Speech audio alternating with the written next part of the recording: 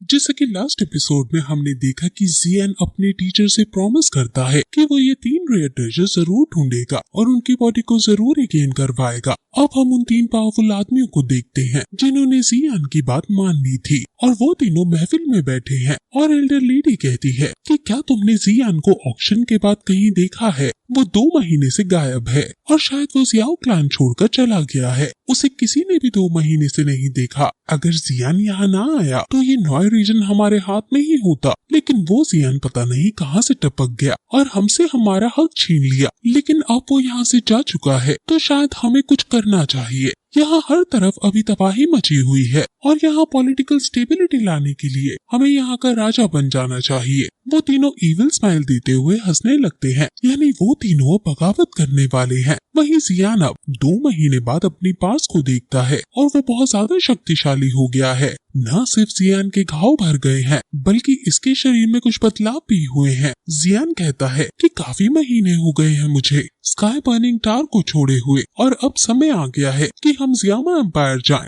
Jiyama empire को छोड़े हुए हमें 3 साल हो चुके हैं। याओ लाओ इस पर आश्चर्य जताते हुए कहते हैं कि पता ही नहीं चला कि 3 साल कब बीत गए। जियान भी कहता है कि हाँ 3 साल और बीत गए। पहले 3 साल नलन यानरैन से बदला लेने के लिए मैं ताकतवर होता रहा और अगले 3 साल मैं युनशान से बचते हुए भागता रहा। पहले 3 साल का बदला तो मैंने नलन यानरैन को हराकर ले लिया था, लेकिन क्या इस बार के साल का बदला मैं ले पाऊंगा? याओ लाओ पूछते हैं कि क्या तुमने कब वापस जाने का प्लान बनाया है? जिस पर जियान कहता है कि बहुत जल्द हम वहाँ जाएंगे। मैंने ब्लैक हॉर्न डोमेन के भी कई सारे पावरफुल लोगों को जोड़ लिया है और वो सभी अगर सच में हमारा साथ देंगे तो हम युनशान को एक ही झटके में उखाड़ कर फेंक सकते हैं। वहीं दूसरी तरफ अब वो तीनों पावरफुल लोग जियाओली के सामने आते हैं और कहते हैं कि पहले हम तुम्हारी मिस्टी क्लाउड सेट के साथ लड़ने के लिए मान गए थे, लेकिन युन लैंगजोंग स्ट्रॉन्ग डोसोंग पर है। अगर वहाँ हमारे संग जियान नहीं चलेगा तो हम भी वहाँ जाने की हिम्मत नहीं करेंगे।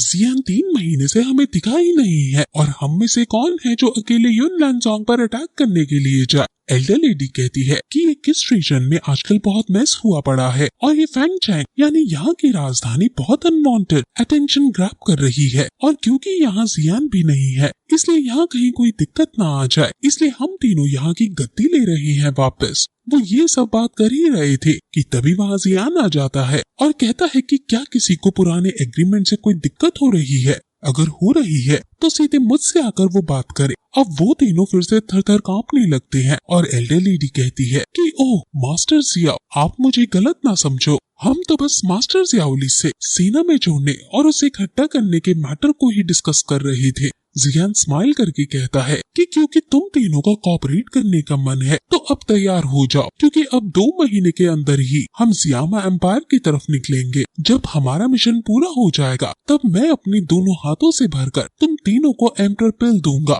ओल्ड एल्डर कहते हैं कि ठीक है, फिर सब कुछ आपके अकॉर्डिंग ही होगा और ये कहकर वो सब वहाँ से चले जाते हैं। जियाओली खुश होकर अपने भाई से गले मिलता है और कहता है कि अच्छा हुआ कि तुम वापस आ गए। यहाँ सिटी में बहुत गड़बड़ मची हुई थी और इसने मुझे पागल सा कर दिया था। अभी तो जियान हंसकर कहता है कि चलो अब रेडी हो जाओ, हमें शायद इन 2 महीनों में ही निकलना पड़ जाए। ये सुनकर जियाओली काफी खुश हो जाता है क्योंकि इस समय के लिए उसने काफी लंबा वेट किया है और अब जियान उसे कहता है कि पहले उसे इनर कोर्ट में जाना है और यहाँ के लोग तुम रिक्रूट करो। वो फिर भाई से विदा लेकर इनर कोर्ट यार्ड में चला जाता है और वहाँ सब जियान को क्वीन मेड्यूसा के संग आता हुआ देखकर बहुत ज्यादा हैरान हो जाते हैं क्योंकि इतनी सुंदर लड़की जियान के साथ चल रही है और उन्हें पता चल जाता है कि ये जियान है और ये पैन मैंग का लीडर था।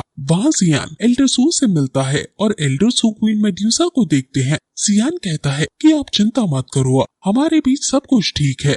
ये सुनकर क्वीन मेड्यूसा उसे आंख दिखाकर वहाँ से चली जाती है और एल्डर सू जियान को हल्की डांट लगाते हुए कहते हैं कि तुम्हें अब याद आई हमारी इतने महीनों बाद, तुम्हें तो बैड स्टूडेंट का टाइटल मिलना चाहिए। जियान अब सीरियस होकर उन्हें बताता है कि वो अब इन 2 महीनों में ही जियामा एम्पायर में जाएगा और मैं आशा करूंगा कि आप मेरी जियाओ क्लैन का थोड़ा बहुत देखभाल कर लेंगे। एल्डर सू समझ जाते हैं कि जियान चाहता है कि एल्डर सू किसी स्ट्रॉन्ग आदमी को जियाओ क्लैन में भेजे और उसकी सेना की देखभाल करने को कहे। एल्डर सू कहते हैं कि हालांकि यहाँ कई ताकतवर लोग हैं जो इस काम को बड़ी आसानी से कर देंगे। जियान उन्हें धन्यवाद बोलता है उनकी मदद करने के लिए, लेकिन एल्डर सू कहते हैं कि क्योंकि कैनन कॉलेज का मेनलैंड में बहुत नाम है, इसलिए मैं अपने कॉलेज के बच्चों को वहाँ मिस्टिक क्लाउड सेक्ट से लड़ाई करने के लिए नहीं भेज सकता। जियान कहता है कि आप मुझ पर यकीन रखिए, मैं एरोगेंट पर्सन नहीं हूँ। आपने मेरी पहले ही बहुत मदद कर दी है और मैं आपको इस मुसीबत में नहीं डालूंगा। जिस पर एल्डर सू कहते हैं कि लेकिन अगर कोई एल्डर यहाँ का वहाँ जाना चाहे तो वो कहीं भी जाने के लिए फ्री है, जैसे कि लिन यान और बाकी तुम्हारे दोस्त जो यहाँ अब एल्डर बन गए हैं, लेकिन वो सब पर्सनली प्राइवेट जाएंगे और हमारी एकेडमी का उसमें कोई रोल नहीं होगा। वो जो भी प्राइवेट लाइफ में अपने करते हैं हमें उससे कोई मतलब नहीं है, लेकिन तुम ध्यान रखना अपना, क्योंकि युनशांग बहुत ताकतवर दाओजोंग है और मुझे डर है कि कई लोग तो इस युद्ध के बाद जीवित भी ना बचेंगे। जियान अब उन्हें ग्रीट करके वहाँ से चला जाता है और ये एपिसोड फिर यहीं खत्म हो जाता है।